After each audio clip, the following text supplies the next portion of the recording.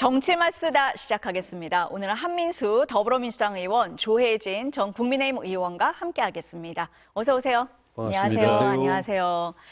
윤석열 전 대통령 등 내란 피고인 8명에 대한 구형이 지난 금요일에 이루어지지 못했습니다. 내일 다시 결심 공판을 열기로 했습니다. 김용현 전 국방장관 변호인들이 공소 사실, 증거와 관련 없는 일방적 주장을 8시간이나 하면서 시간을 끌었고 지기현 재판장은 이를 제지하지 않았습니다. 무슨 일이 있었던 건지 당시 재판 상황 먼저 보시겠습니다. 준비를 해오셨어야죠. 그 해왔어요. 성 검사님 보면서 합시다. 그러니까 근데 프로랑 아마추어 차이는 프로니까 하는 건데요. 프로는 근데 징징대지 않습니다. 비상계엄이 선포되면 거기에 맞춰서 맡은 바 임무를 수행하는 것. 해제하면 해제된 대로 임무 복귀하고 당연한 과정이거든요. 아무런 문제가 없는데 이거를 왜 범죄로 만들어서 이렇게 와 신난다. 뭐 한밤중에 뭐 장난하듯이 그 국회 앞에 몰려와가지고 신고도 안 된 집회를 벌이면서 이 사람들 표정을 한번 보십시오, 재판장님. 이런 사람들이 폭동을 일으킨 것이지 그 군과 경이 폭동을 일으킨 것은 아니고. 다음 일정을 뭐 잡을지 말지 좀 정한 다음에 그다음에 말씀을 드릴게요. 그 한번 생각해 보신 다음에 저 계속해서 진행할까요? 가장 중요한 윤석열 대통령의 변론을 모두 비몽사몽인 상황에서 중요한 변론을 그 시간에 한다는 것은 좀 맞지 않다고 생각이 됩니다. 결국 밤 12시 넘어서까지 재판이 마무리되지 못하면서 내일 결심 공판을 한 번 더 열기로 한 겁니다. 먼저 한 의원님, 저는 이런 상황을 그전에는 못 본 것 같거든요. 어떻게 보셨어요? 저도 본 적 없습니다. 저 법정에 들어있는 모든 분들이 지지난해죠, 이제 24년도 12월 3일 날 대한민국에서 이뤄졌던 일에 대해서 그 유중함이나 심각성을 잘 모르는 것 같아요. 저는 그 유연적 불법계엄 때문에 정말 대한민국 국민들이 크게 다치고 죽거나 그리고 대한민국 경제가 망하고 민주주의가 몰락할 뻔하지 않았습니까? 그걸 다루기 위해서 거기에 대한 단죄를 하기 위해서 하는 재판입니다. 그런데 변호인들, 저는 저 변호인들이 결코 뭐 김용현 전 장관이든 윤석열 전 대통령에게 도움이 될 것 같지 않습니다. 저런 식의 변론 태도랄지 내용이랄지 이게 어떤 국민들에게 이게 설득력이 있겠습니까? 저는 결국은 윤석열 씨부터 해서 모두 중재를 받는데 오히려 더 좋지 않은 영향을 미칠 것 같아요. 제가 그리고 국회에서 우리 조 의원님도 마찬가지고 필리버스터, 그러니까 의사 진행 방해를 들어는 봤어도 법정에서 필리버스터는 처음 보는 것 같아요. 지금 변호인들이 8시간씩 저렇게 하고 있는 거 아닙니까? 그냥 질질 끌고 어떠한 목적에 의해서 뭐 목적이라는 게 지금 보니까 다음 판사들 아마 그 임기 인사 이동 전까지 한번 끌어보겠다 이런 생각도 있는 것 같고 또 일부 변호인들은 자기 정치를 하고 있는 것 같아요. 계속 그런 식의 궤변을 퍼붓고 뭐 망언까지 내뱉고 있는데 한번 보십시오. 저기 김용현 전 장관 변호인이랑 여성 변호인 어떻게 이런 말을 할 수가 있죠?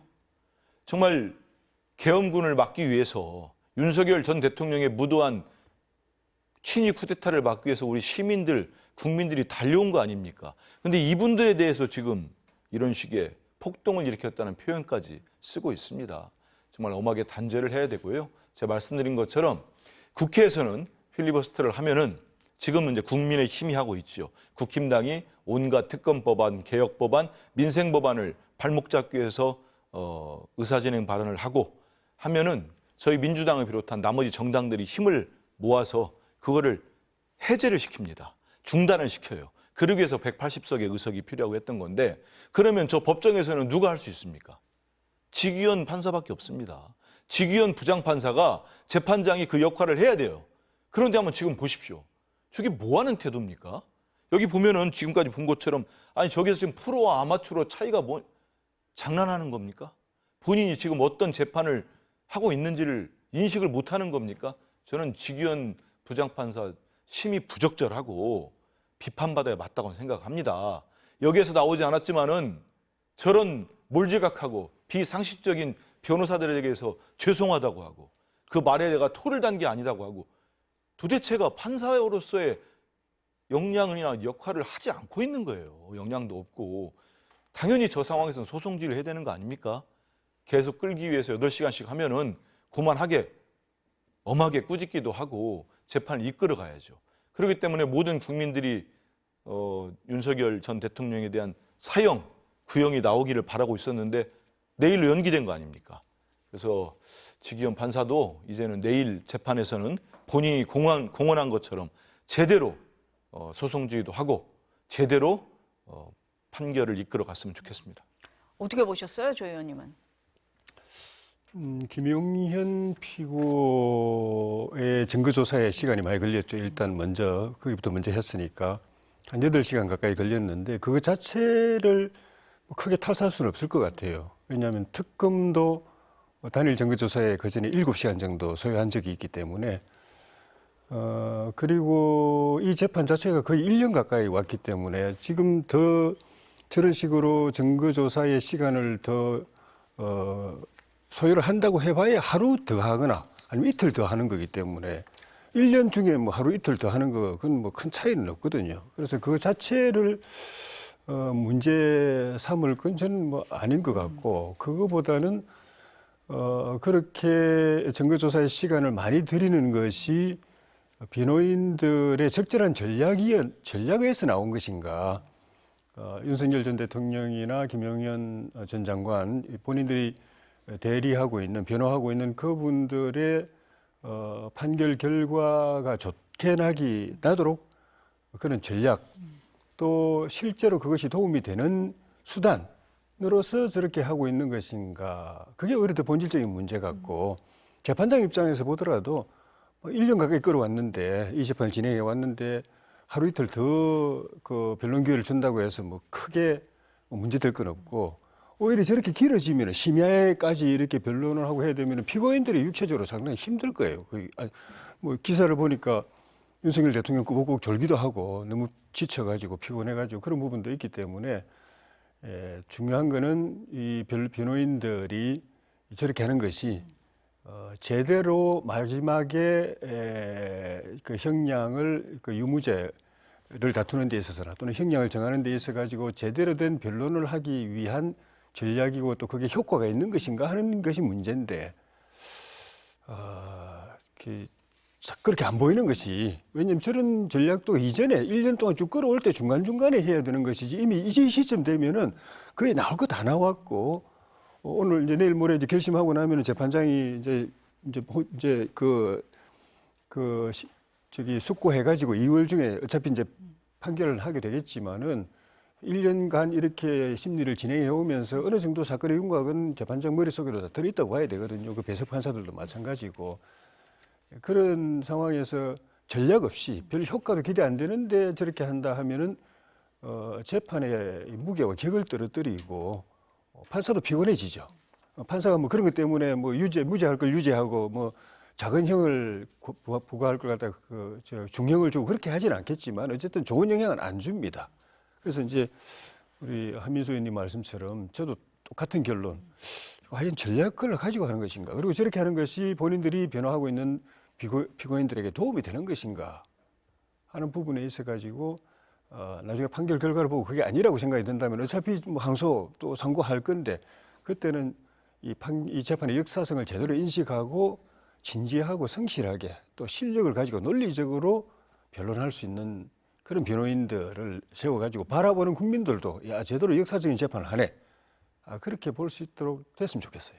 근데 두 분 다 지금 이런 전략이 도움이 되느냐라고 말씀을 하셨는데 지금 윤 전 대통령 변호인단이 이제 내일 뭐 서정조사라는 빌미로 또 이렇게 얘기를 할 것 같아요. 지금 보니까 변호인 10명이 들어와서 6시간 발언을 할 거다라는 얘기가 있거든요. 예. 그러면은 지난 금요일하고 똑같은 상황이 연출이 된다는 건데 어떻게 보십니까? 그러니까 결과적으로는 뭐 안 좋을 수 있는데 변호인들, 이렇게 피고인들에게 굳이 그걸 좋게 해석하자면 법정 대리를 하는 변호를 맡은 변호인들이 마지막까지 피고인들을 위해서 최선을 다했다. 마지막까지 정말 최선을 다했다는 걸 보여주고자 하는 그런 정도의 명분이 아니라면은 논리적으로나 또 재판 실무상으로 또 전략적으로 볼 때 그거는 이제 변호인들뿐만 아니라 저는 개인적으로는 사실 윤석열 대통령의 이 재판에 임하는 태도도 즉 본인에게 도움될까 하는 생각이 들 때가 좀 있거든요. 정말 역사적인 재판에 임하는 전직 대통령으로서 묵직하게 그리고 철저하게 논리적으로 대응할 때 그 변론 논쟁에 있어서도 설득력을 가질 수가 있고 또 재판장이나 또 바라보는 국민들이 보더라도 조금 더 그래도 긍정적인 생각을 가질 수가 있는데 과연 그런 모습을 보여줬는지에 대해서도 조금 좀 아쉬운 부분이 있습니다. 한 의원님 말씀하실 때 지기현 재판장이 제지를 했어야 된다, 소송 지휘했어야 된다 이렇게 말씀을 하셨는데 일단 지기현 재판장이 내일은 무조건 끝내겠다라고 얘기는 했거든요. 어떻게 될 거라고 보세요, 내일은? 솔직히 잘 믿기지가 않습니다. 지기현 판사가 그동안 해왔던 행태나 재판을 지금까지 이렇게 뭐 이끌어왔다고 해야 되나요? 이렇게 재판을 관할한 거 모습을 보면은 과연 이분이 12.3 내란에 대해서 어떤 인식을 갖고 있는지 본인이 어떤 재판을 하고 있는지에 대한 인식이 있나 이런 생각이 들거든요. 내일은 지기현 판사도 이분이 판사 생활 몇 년 했는지는 모르겠습니다. 본인 인생에 있어서 판사 생활에서 가장 중요한 순간이다. 그 순간 중 하나라는 인식을 갖고 내일도 또다시 이번 내일 같은 경우 윤석열 전 대통령 변호인들이 또 저는 대단히 황당무계한 주장을 가지고 오랜 시간 할 것 같아요. 왜냐하면은 이분들이 바라보는 거는 재판장보다도 저는 윤석열 씨나 김용현 씨나 이런 사람들보다도 밖에 있는 저걸 생중계로 바라보는 윤어게인 세력을 가장 의식하는 것 같아요. 윤어게인, 극우 세력들. 그래서 아니 김용현 전 변호인들이 8시간 했는데 윤석열 변호인들이 이 시간 못 채우면은 욕먹을 것 같지 않습니까? 그 강경 보수들, 아스팔트 우파들한테. 그래서 최소한 저는 8시간 끌겠다고 할 것 같아요. 할 논리도 없고 할 말도 없어도 뭐 10명인가 있다면서요. 돌아가면서 계속 끌 것 같고 그 시간이 상당히 길어질 겁니다. 그거를 지금 제대로 저는 지난주에 벌써 지기현 판사가 13일 날에는 당신들 몇 시간 만에 이렇게 했었어야 돼요. 그거 자체를 안 했잖아요. 또 그 시간 길어질 거고. 그다음에 윤석열 씨도 헌재에서도 그랬고 지난번에 그 체포 방해 의혹이었습니까? 그때도 그렇고 이분 최후 진술하면은 본인이 무슨 얘기하는지도 모를 만한 얘기를 계속해요. 저는 내일도 한두 시간 할 것 같습니다. 그러면 이 시간들 그다음에 특검에서 또 특검에 논리가 있을 거 아닙니까? 네. 그럼요. 거기 시간 따지면은 저는 상당히 시간이 길어질 것 같은데 그럼에도 불구하고 또다시 연기한다거나 그런 일은 절대 있어서는 안 됩니다. 그래서 내일은 지기현 부장판사가 본인의 모든 걸 걸고 내일 분명히 재판을 마무리해야 된다. 그리고 지금이라도 그 본인들 얼굴도 알리고 또 저 윤어게인 세력에다가 또 내가 이렇게 열심히 했다. 이런 거 앞세우려고 하는 그런 전략 쓰지 마시고 정말 국민의 한 사람이라면은 윤석열 씨 변호인들도 그렇게 할 얘기만 압축적으로 하고 질질 끌어가면서 궤변하지 마시고 했으면 좋겠습니다. 재판이 다 중계되고 있어서 국민들도 다 지켜보고 있거든요. 그렇습니다. 내일 결심 공판 어떻게 진행되는지 좀 지켜보도록 하겠습니다. 정치권 얘기를 좀 넘어와 보겠습니다. 2022년 지방선거를 앞두고 강선우 의원에게 공천 헌금 1억 원을 전달한 혐의를 받는 김경 서울시 의원이 어제 저녁 미국에서 귀국을 해서 경찰 조사를 받았습니다. 김경 시의원 기자들의 질문에 입을 열지 않았는데요. 귀국 상황 먼저 보시겠습니다.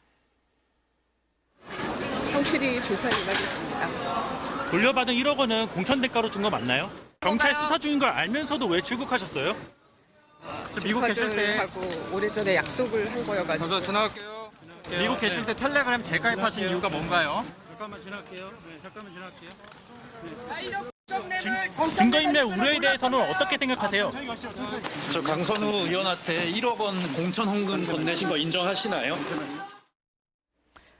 경찰이 어제 강선우 의원실 그리고 김경 시의원 집 등을 압수수색했습니다. 경찰이 압수수색 영장에 정치자금법 위반 그리고 뇌물 혐의를 적시했다고 합니다.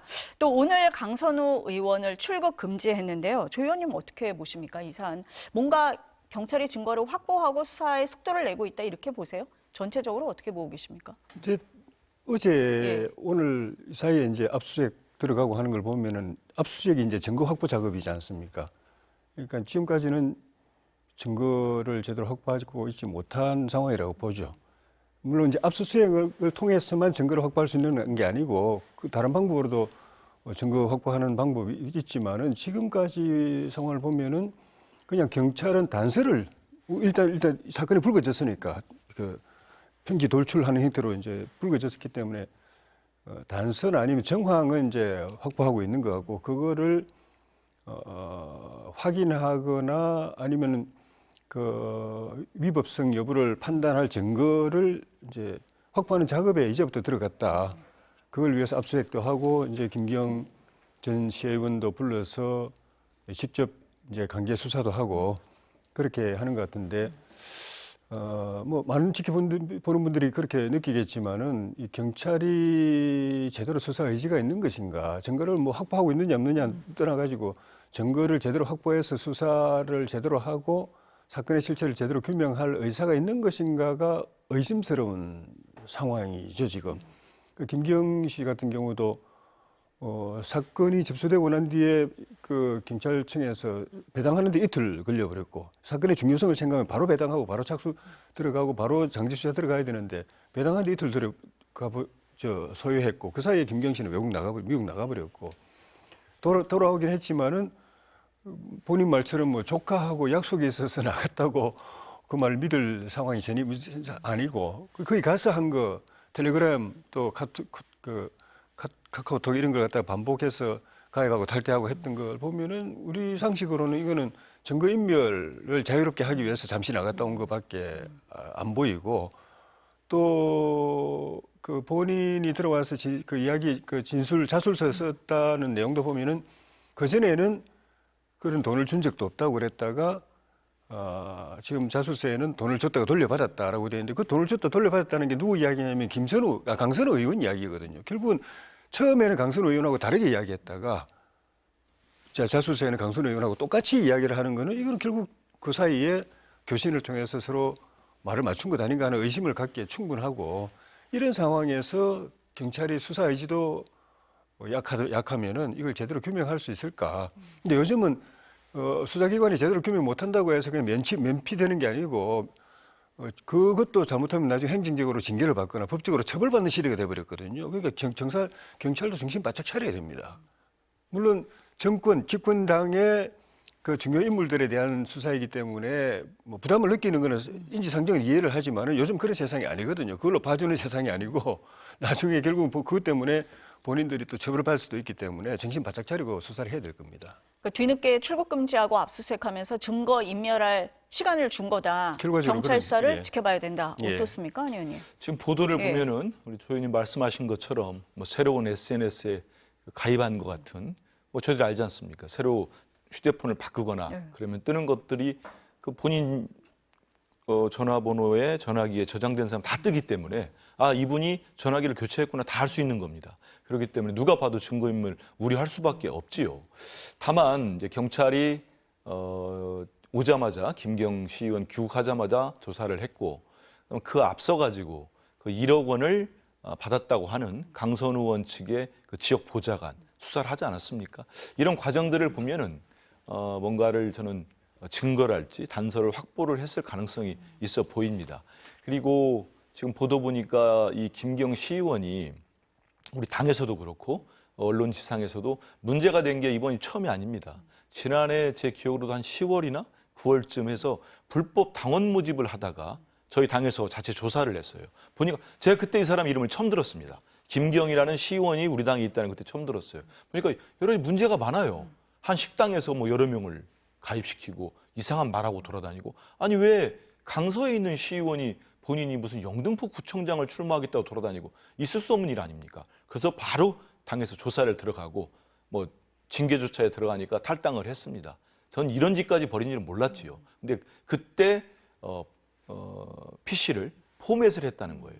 그 역시 증거인멸의 우려가 있는 거죠. 근데 경찰이 강제 수사, 압수수색을 하면서 그 PC를 확보를 했다고 합니다. 그래서 모르겠습니다. 이분이 지금 실제로 증거인멸을 했는지 아니면 어떤 행위를 했는지 몰라도 지금 대한민국 경찰 수사력이 어느 수준인데요. 이걸 숨길 수 없을 겁니다.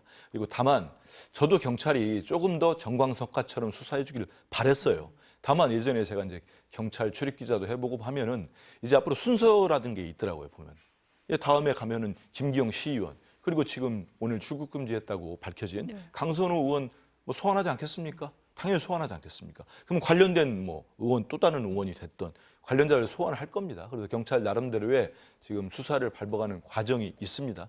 그 과정에서는 아까 말씀하신 것처럼 지금 대한민국이 내란도 극복한 대한민국입니다. 그런데 뭐 일전에 지금 무소속 의원님들입니다마는 무슨 민주당 의원이었다거나 어느 당 의원이었다거나 그러기 때문에 봐주기 수사를 한다? 있을 수 없는 일입니다. 더 철저하게 수사해서 거기에 합당하는 죄를 물으면 됩니다. 김경 시의원을 뭐 다시 소환을 해서 경찰이 조사를 하겠다고 했으니까 조금 더 지켜보면 내용은 더 나올 것 같습니다. 또 다른 사람이 있잖아요. 김병기 전 원내대표입니다. 지금 오늘 민주당 윤리심판원 조사가 2시부터 있다고 돼 있는데 김 의원이 직접 나왔습니까, 의원님? 뭐 솔직히 제가 모릅니다. 네, 아니 나온다고 저도 예정 기사만 봐가지고요. 저희가 예. 윤리심판원이 예. 그 독립기구입니다. 거기에 대해서는 당 지도부나 우리 의원들도 알아볼 수도 없고 알아보지 않는 게 맞지요. 말씀하신 것처럼 저도 우리 기자분들을 통해서 2시부터 열린다는 걸 얘기를 들었고요. 그리고 이제 보니까 김병기 의원도 관련돼서 본인이 나가서 소명할 부분들은 소명하겠다. 이런 입장을 밝힌 것으로 저도 기자들을 통해서 전해드렸기 때문에 상황은 좀 봐야 되지 않을까 싶습니다. 네. 아니 저도 이제 2시에 방송하러 들어오느라고 지금 김병기 의원이 출석을 했는지 아닌지는 확인이 안 돼서 여쭤봤고요. 근데 김병기 의원이 나는 제명당하더라도 자진 탈당은 안 하겠다라고 얘기를 했는데 박수현 대변인이 어제 탈당 얘기를 공개적으로 한 상황이거든요. 네. 당내에서는 어떻게 보고 계십니까? 예. 일단은 지난번에도 제가 방송 나와가지고 어떤 그런 유튜브 가서 김병기 전 원내대표께서 어떠한 마음으로 아니면 어떤 본인의 억울함 같은 게 있어서 말씀하셨는지는 저도 그 취지는 알겠습니다. 하지만 우리 국민들과 당원과 지지자들 입장에서 볼 때는 이게 이미 윤리심판원에서 신속하게 지금 징계 논의도 하고 징계 논의를 한다는 거는 본인이 이미 자료를 내야 되죠. 자료도 내고 이제 오늘 뭐 나가서 소명한다고 하니까 그러면 소명을 하시면 됩니다. 본인은 지금까지 제기된 의혹에 대해서 또 상대가 주장하는 게 있지 않습니까? 전 보좌관들이. 그럼 여기에 대해서는 이게 잘못됐고 이건 아니다. 이걸 입증을 하면 됩니다. 하기 때문에 전 이미 그 뭐 10가지 이상의 지금 고발이 돼 있는 걸 알고 있어요. 그러면 법적인 다툼은 김병기 의원께서 법적인 다툼을 하면 됩니다. 그런데 이제 정치적 사안이 있지 않겠습니까? 그건 우리 민주당의 또 다른 결정을 해야 될 사안이 오고 있는 거죠. 그렇기 때문에 지난번에 이제 말씀하신 거는 당시에 본인의 억울함이랄지 소명을 잘할 수 있다는 의지의 표현이었다고 보고 있고요. 어제 우리 당의 박수현 수석 대변인이 애당의 길이라는 표현까지 썼습니다. 저는 김병기 의원께서 민주당에서 3선 의원을 하셨고 또 무엇보다도 누구보다도 당을 아끼고 사랑하기 때문에 거기에 걸맞는 저는 판단을 하실 거라고 봅니다. 오늘 아침에 신임 한병도 원내대표께서도 이제 거기에 맞춰서 오늘 이제 윤리심판원이 결론이 나지 않겠는가 이런 예측을 하시는 말씀이 있었습니다. 그래서 저는 이 시점에서는 본인이 좀 억울하시더라도 그 억울한 부분들은 법적으로 다투면 됩니다. 그런 다음에 모든 게 소명이 된다거나 하면은 뭐 그거는 당에서 다시 안 받을 이유가 아무것도 없지 않겠습니까? 그러니까 그런 부분들이 있으니까 저는 현명하게 판단을 해주시기를 말씀드립니다. 지금 저희 PD가 얘기를 해줬는데요. 언론 속보로 김병기 의원이 출석을 했다고 합니다. 네. 그리고 출석하면서 무고함이 밝혀지도록 충실히 답변하겠다. 이렇게 기자들한테 얘기를 하고 들어갔다고 해요. 네. 조 의원님은 어떻게 보세요? 어떤 선택을 할 거다 보십니까? 김병기 일단 의원이? 예. 그 민주당에서 제명 결정을 할 수 있을지가 이제 관심사고 또 변수고. 그럼 자진 탈당 가능성은 없고 민주당이 제명을 할 거냐 아니냐를 보신다는 건가요? 예, 일단 그걸 예. 봐야 될 거고 현재까지는 본인 김병기 의원 입장은 말씀하셨던 것처럼 강제로 내쫓긴 나가겠지만은 스스로는 내 발로는 안 나간다라는 입장에 아직은 변화된 이야기를 한 적이 없기 때문에 오늘 윤리심판원에서 본인 이제 소명하고 그때 분위기를 보고 또 입장이 변화가 있을 수는 있겠지만 지금까지는 그런 것 같습니다.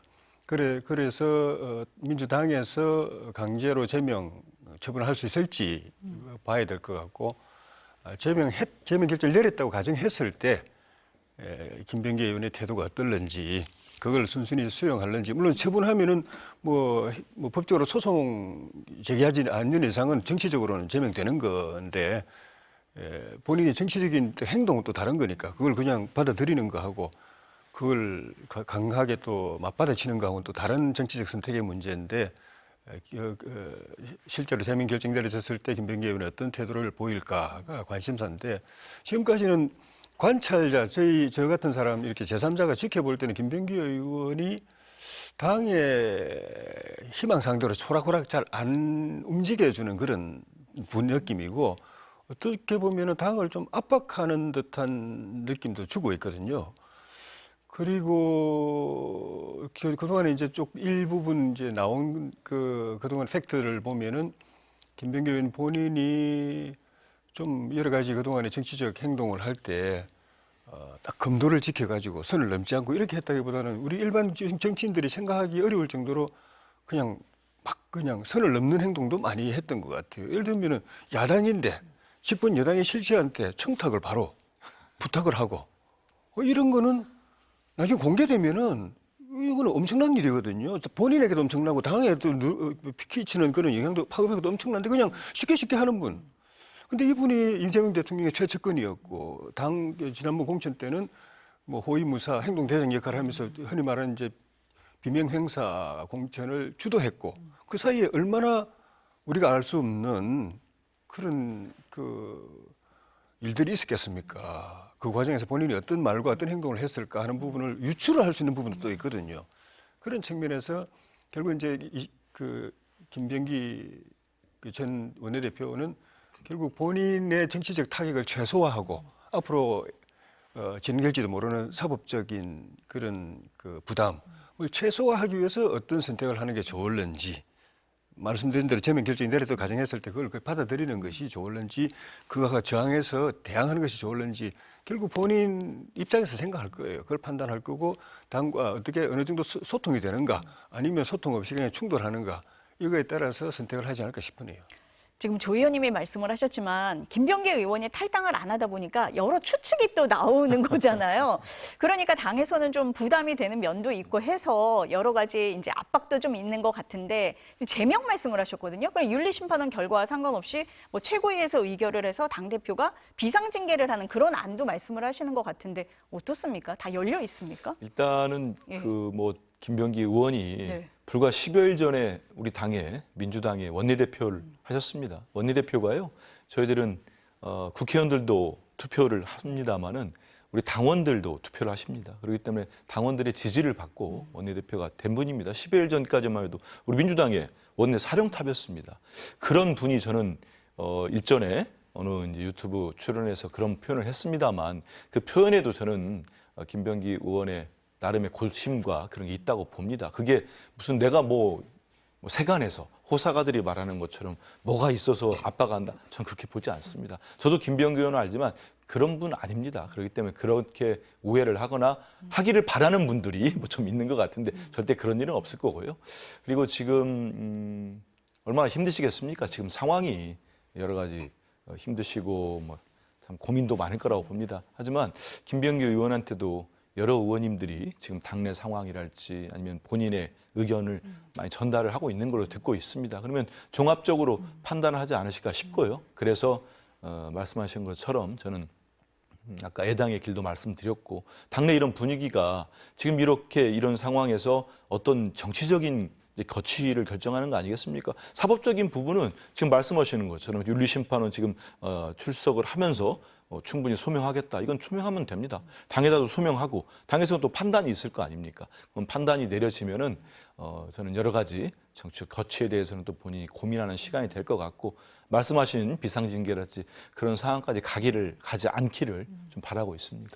어제 박수현 대변인이 여러 가지 상황을 좀 열어놓고 기자간담회를 하신 것 같아서 기자들이 이것저것 많이 물어보게 되는 것 같습니다. 좀 오늘 윤리심판원 조사 그 과정은 좀 지켜보도록 하겠습니다. 아까 한병도 의원 말씀을 하셨는데 민주당의 새 원내대표로 3선의 한병도 의원을 선출을 했습니다. 현안이 굉장히 많은데 이번 주 안에 2차 종합특검 법안 처리를 마무리하겠다 이렇게 밝혔습니다. 들어보시겠습니다.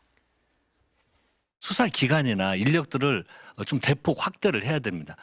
지금 예를 들어 김건희 특검법만 하더라도 이번 특검 과정에서 수사해야 될 건이 아마 100건이 더 나온 것 같습니다.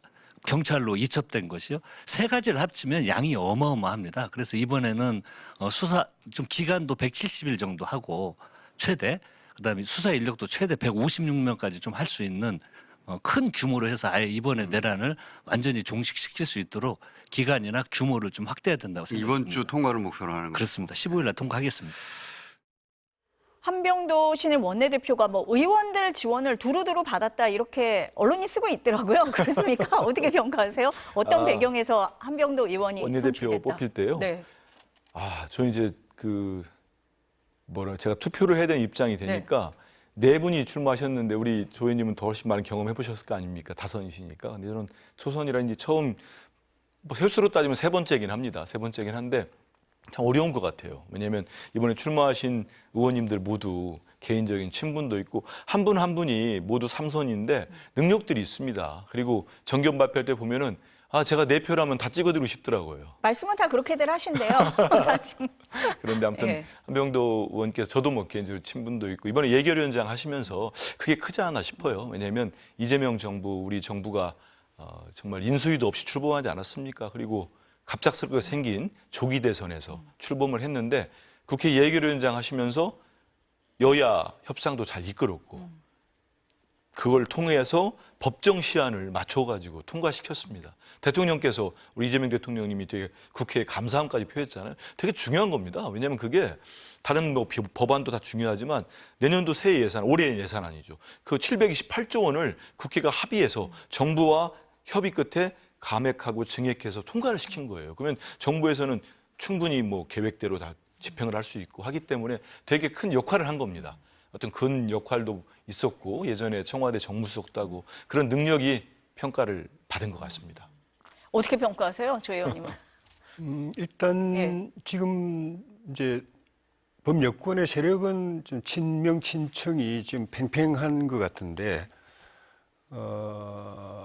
국회의원들은 친명이 좀 더 많다고 그렇게 알려져 있고 그런데 지금 그 원내대표 경선은 국회의원 표가 한 80%, 나머지 한 20%가 권리당원 표인가 그렇게 돼 있고 우리 한병도 신임 원내대표는 범친명계로 이제 분류가 돼 있고 그러니까 조금 우위에 있었던 것 같고 구도상 세력 구도상 그렇게 돼 있는 것 같고 그다음 본인의 개인 표가 좀 있지 않았을까 싶어요. 평소에 민주당 안에서도 그렇지만은 여야 의원들 두루 그 대인 관계가 원만하고 그렇게 모나지 않게 행동해온 것들이 당내 표 얻는 데 좀 도움이 되지 않았을까.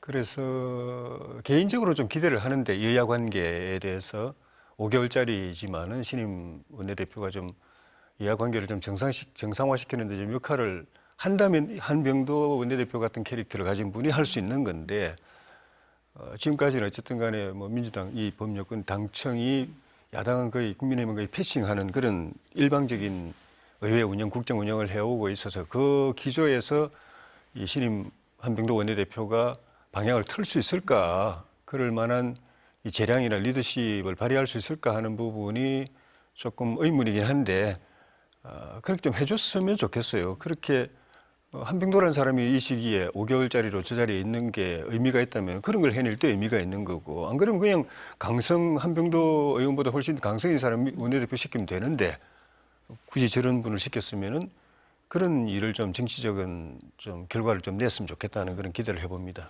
기대감을 갖고 계신다. 근데 지금 친명 친청 말씀하셨는데 민주당 의원님들은 그런 거 없다. 그거 표현하지 말라고 저한테 항상 말씀을 하시거든요. 근데 최고위원도 3명이 새로 선출이 됐잖아요. 강덕구, 이성윤, 문정복 의원인데 이성윤, 문정복 의원이 그래서 제가 정청래 대표와 가깝다라고 이렇게 분류가 됩니다. 그래서 정 대표 체제가 더 힘을 받았다. 이렇게 언론들은 쓰고 있던데 어떻습니까? 언론들이 쓰는 것까지 제가 뭐 그거 아니라고. 제가 분류는 안 했습니다. 그래서 하긴 그렇지만은 근데 정치하면서 한번 보십시오. 저기 한병도 지금 신임 원내대표도 문재인 정부 때 정무수석을 지냈습니다. 그러면 친문으로 해야 됩니까? 그런데 저도 우리 대통령님 모시고 대변인 생활 오래 했습니다만 당시에 또 우리 한병도 원내대표가 전략기획위원장을 했어요. 지난 대선에는 전 선대위 대변인하고 본인은 상황실장 했습니다. 그리고 지금 이제 정청래 대표와 함께 저는 비서실장 하고 있고 또 원내대표 하시는 거 아닙니까? 그래서 쭉 민주당의 역사가 이어지는 거고 그리고 문재인 대통령도 대표를 하셨고 우리 대통령님도 지금 대표하셨고 정청래 대표입니다. 개인적으로야 친소 관계가 있겠죠. 근데 우리 이현주 앵커 듣는 게 정확합니다. 정말로 뭐 친청을 나누고 친명을 나누는 건 그건 말이 안 돼요. 그러니까 예를 들어서 우리 이재명 대통령님이 당대표 때 정말 저는 지금도 그 생각만 하면은 잠이 잘 안 올 때가 있습니다. 그 체포동의안 넘어왔을 때 어떻게 가결표를 던지 저는 그건 상상할 수 없어요. 그럴 때는 분명히 있습니다. 그럴 때는 친명이 있고 반명이 있습니다. 거기에 대해서는 정치적 책임을 져야죠. 그건 책임을 지는 겁니다. 하지만 우리가 만든 대통령 아닙니까? 지금 우리 국민들이 정말 이재명 대통령 일 못한다는 국민들 제가 길거리 다니면서 한 명도 듣지 못했어요. 싫어하는 사람은 있을 수 있습니다. 민주당을. 하지만 대통령 일 잘하는 거에 대해서는 이구동성 맞아요. 그런 대통령에 대해서 우리가 성공을 시켜야 되는데 민주당에 무슨 부류가 있고 무슨 부류가 있습니까? 그건 전혀 없는 거고요. 대통령이 당선되는 순간 우리 민주당 의원들 모두는 친명인 겁니다. 그리고 이재명 정부의 성공을 위해서 힘을 모아서 가는 겁니다. 그리고 우리 조 의원님이 한병더 의원 말씀하셨는데 원내대표 정말 캐릭터가 합리적인 부분이 많습니다. 하지만 취임 일성도 말씀하셨고 좀 전에 우리 인터뷰도 봤습니다마는 2차 종합특검을 비롯해서 사법개혁안들 이런 법들, 법 왜곡죄도 있고요. 여기에 대해서는 민주당 원내대표로서 따박따박 그 역할을 할 겁니다. 하시겠다고 정경 발표 또 얘기했고 그 역할을 수행할 겁니다. 왜냐하면은요, 우리 국민들이 시대적 과제는 분명합니다. 내란 종식 뿌리채 뽑아내야 됩니다. 티끌 하나도 처벌해야 됩니다. 뽑아내서. 그리고 이재명 정부의 성공입니다. 거기에는 본인의 캐릭터가 중요한 게 아니고 그 역사적 소임이 있기 때문에 잘 해내실 거로 보고 있습니다. 조 의원님이 좀 야당과의 관계를 좀 부드럽게 가지고 갔으면 좋겠다. 여야 합의 좀 있었으면 좋겠다. 기대하신다고 하셨는데요. 좀 보도록 하겠습니다. 이준석 개혁신당 대표가 장동혁 국민의힘 대표 또 조국혁신당 대표에게 야3당 대표 연석회담을 제안을 했습니다. 민주당의 공천헌금 사태를 수사할 특검 도입을 논의하자 이렇게 제안을 한 건데요. 장 대표는 조건 없이 수용하겠다 이렇게 대답을 했고 조국 대표는 부정적인 반응입니다. 조 의원님은 이 제안 어떻게 보세요? 좋은 제안이죠. 공천연금 특검은 지금 여론의 힘은 받고 있는 것 같습니다. 점점 또 사건이 수사가 더 진행되고 새로운 의혹이 확인이 되어 가면은 그 여론은 더 커질 거고 그런데 원내 의석 분포상 야당이 그걸 해낼 수는 없죠.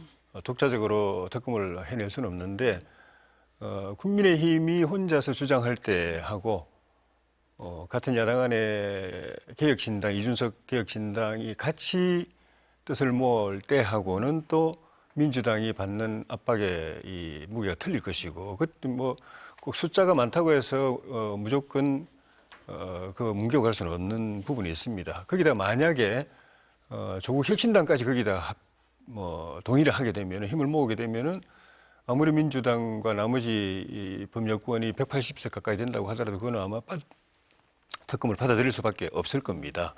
근데 다만 지금 시점에서는 조국 혁신당은 일단 이런 3자 연석 회의에 동의를 안 하고 있어서 빠져 있다고 봐야 되고 그런 상황인데 어쨌든 국민의힘하고 개혁신당이라도 한 뜻을 모으는 것은 또 다시 공천헌금 특검에 대한 여론의 압박을 더 강화시키고 민주당이 의석수만으로 이걸 계속 뭉개고 가기 어려운 상황으로 계속 가게 만드는 그런 측면은 있죠. 예. 아니, 조국 대표가 거절을 했더니 이준석 대표와 장동혁 대표가 오늘 다시 제안을 또 했더라고요. 이게 될 수 있는 제안이다 이렇게 보세요? 그래서 예. 본질을 보면 됩니다. 본질이 저는 뭡니까? 이준석 예. 대표의 이번 예. 제안은 선거 앞두고 본인 몸집을 좀 키워보겠다. 그냥 요즘 사람들이 관심이 별로 없어요. 저부터도 그렇지만 이준석에 대해서 관심이 없어요. 그러니까 이번 던져서 좀 어그로를 끌어보려고 했던 거고 장동혁 대표는 뭡니까? 지금 사면 초과에 몰려 있습니다. 한동훈 전 대표나 친한계 제거하려다가 그것도 제대로 안 돼요. 무슨 12.3 위헌적 불법 계엄에 대해서 사과 같지도 않은 이상한 얘기했다가 또 전환길로부터 세게 한 방 맞았습니다. 양쪽으로부터 지금 잘못하면 버림받게 생겼습니다. 그러다 보니까 뭐라도 지금 건수가 필요해요. 그런 상황에서 이준석 대표가 던졌는데 왜 더 부적절하다 하면 제가 진정성의 일도 없다고 하냐 하면은 아니 왜 통일교 뭐 특검 얘기만 합니까? 딱 신천지 특검 같이 해야지요. 지금 신천지 특검 절대 못하겠다고 하는 게 국민의힘 아닙니까? 저는 신천지와 국민의힘이 뭔가 큰 커넥션이 있지 않나 싶어요. 아니라면은 저렇게 왜 죽기 살기로 거부합니까? 통일교 특검은 본인들이 하자고 한 거예요. 저희들이 하자고 그러니까 받은 거 아닙니까? 그러면 당장 해야죠. 안 하고 뭐 지금 버티고 있는 겁니다. 거기다가 이준석 대표가 또 던져놓은 거예요. 두 번째는 무슨 뭐 민주당에서 지금 불거진 강선우 의원 건 이런 건 가지고 얘기하던데 이준석 대표 자체가 그런 얘기를 할 정도로 당당한가 이런 생각은 좀 해봐야 됩니다. 왜냐하면 명태균 게이트, 명태균 공천 그 사태로 김건희 특검의 피해자 신분으로 조사받았습니다. 근데 그분이 지금 이런 걸 던지면서 나는 이런 거 하고 있다는 게 우리 국민들한테 얼마나 설득력이 있겠습니까? 그래서 저는 정치적인 행위로서 둘이 하는 거고 여기에 조국 대표나 조국 혁신당이 왜 호응을 하겠습니까? 말도 안 되는 거예요. 지금 어떻게든지 뭐 이렇게 판 만들어 보겠다고 던져놓는 건데 헛꿈 깨시고 정말로 이분들이 특검할 생각이 있으면 통일교 신천지 특검 받으시면 됩니다. 지금이라도 수용하시고 그다음에 지금 경찰 수사 아까 앞서서 한 것처럼 좀 수사 속도가 붙고 있지 않습니까? 또 통일교 신천지 특검에 대해서도 지금 검경 합동수사본부가 속도를 내고 있어요. 저는 앞으로 그 수사에서 국민의힘 또 뭐 이준석 대표는 얼마 전까지 국민의힘 대표 지낸 사람 아닙니까? 여러 건들이 많이 나올 것 같다. 이런 예측을 해봅니다. 조국 혁신당은 응하지 않을 거라서 이 제안은 실효성이 없는 거다. 정치적인 계산에 의한 거다. 검경 수사하면요. 네. 이제 그 국민의힘 관련된 통일교가 됐던 신천지가 됐던 그런 내용들이 많이 나올 것 같아요. 이혜원 후보자 얘기를 마지막으로 좀 여쭤봐야 될 것 같은데 의혹이 계속 나오고 있는데 이번에는 두 아들의 병역 특혜 의혹이 나왔거든요. 어떻게 보고 계세요, 조 의원님은? 차남이 2014년도에 방배동 그 자택 근처 가까운 그 지역 아동센터에서인가 2년 동안 공익 요원으로 군복무를 대체하고 삼남이 2019년, 20년 이 동안에 방배경찰서에서도 공익 요원으로 병역 대체를 이제 했는데. 우리 당의 박소영 의원의 문제 제기에 따르면은 그렇게 한 사람도 자기 집에 가까운 데서 그렇게 공익 근무를 하기가 어려운데 두 아들이 그렇게 했다는 거는 정말 드문 케이스다라고 이야기를 했는데 그런 경우는 누군가에게 작용을 하지 않고는 도저히 있을 수가 없는 일이다. 라고 문제 제기를 했고 그거는 충분히 상식적으로 의심할 만한 부분이 있죠. 워낙 드문 경우이기 때문에. 그런데 또 제가 조금 이거는 좀 확인해 볼 필요가 있다고 싶었던 게 둘째 아들이 거기 지역 아동센터에 복무를 시작할 때 또 참 우리 박성희 의원이 제기한 그 문제 중에 하나가 의혹 중에 하나가 두 군데가 다 원래부터 그런 공익 요원 자리가 있었던 게 아니고 한 2년, 3년 정도 하고 없어진 자리 그 시기 전후로 한 2, 3년간만 운영하다가 그것도 한 명씩인가 이렇게 운영하다가 없어진 자리니까 더 의심이 갈 수밖에 없다는 그런 문제 제기인데 그거는 상식적으로 할 만한 이야기죠. 의혹 제기고. 근데 이제 2014년에 그 경우에는 우리 당은 그 이혜원 의원에 소속된 우리 당은 집권 여당이었지만 본인은 원외였거든요. 국회의원이 아니고. 또 2019년에는 본인은 또 다시 국회로 돌아와서 현역 의원이었지만 우리 당은 또 야당이었어요. 그래서 둘 다 이혜원 의원이 직접 어떤 작용을 해가지고 없는 자리 만들어내고 이렇게 했다고 단정하기엔 조금 애매한 부분이 있어서 이 부분은 일단 그 해당 그 정부 기관에서 그는 어떻게 해서 그런 자리 없던 자리가 마련됐는지 그리고 조금 있다가 왜 없어졌는지 또 그 두 아들이 거기에 이렇게 발령이 나게 된 경위가 어떻게 되는지 소상하게 이렇게 소명을 할 필요가 있고 못하면은 의혹이 더 커질 것이고 그리고 이혜원 의원과 그 가족들도 그런 부분에 대해서 지금 정말 그 본인도 법적으로나 또는 불법 부당한 게 전혀 없다 저기 나오지만 불법 부당한 게 전혀 없다고 이야기했으니까 그거를 좀 소명을 제대로 좀 했으면 좋겠어요. 그렇게 안 되면은 이거는 의혹이 사실이 될 가능성이 있습니다. 그럼 민주당에서는 일단 청문회까지는 지켜보자라는 입장에는 변화가 없으신 지금 건가요? 보니까 네. 여야가 예. 잠정적으로 청문회 날짜를 네, 합의한 것 19일로 같습니다. 뭐 예, 합의를 한 그렇게 것 같습니다. 듣고 예. 있고요. 전 조 의원님이 자세하게 예. 설명을 많이 하셨는데 맞습니다. 그 의혹을 제기한 국민의힘 입장에서는 뭐 이런 것들을 제대로 해명을 하라는 거고, 지금 이혜훈 후보자가 또 보면은 그 원외 시절에 현역 국회의원도 아닌데 과연 그런 자리까지 만들 수 있었겠는가? 저는 뭐 안 했어야 돼요, 당연히. 그런 생각 들고 있어서 특히 병역 문제, 부동산 문제 같은 경우는 의혹이 제기되면은 거기에 대해서 특히 장관 후보자라면 명확한 해명이 돼야 됩니다. 그래서 청문회를 통해서 이런 부분들을 우리 국민들이 정말 지켜볼 겁니다. 그래서 이혜훈 후보자의 설명을 듣고 해명이 충분하다고 하면은 다른 장구할 수 역량 이런 데는 평가가 될 것이고요. 그렇기 때문에 좀 잘 해명이 됐으면 좋겠습니다. 일단 19일 청문회까지는 좀 지켜보고 판단을 하자라는 입장이신 것 같습니다. 오늘 두 분 말씀은 여기까지 듣겠습니다. 감사합니다.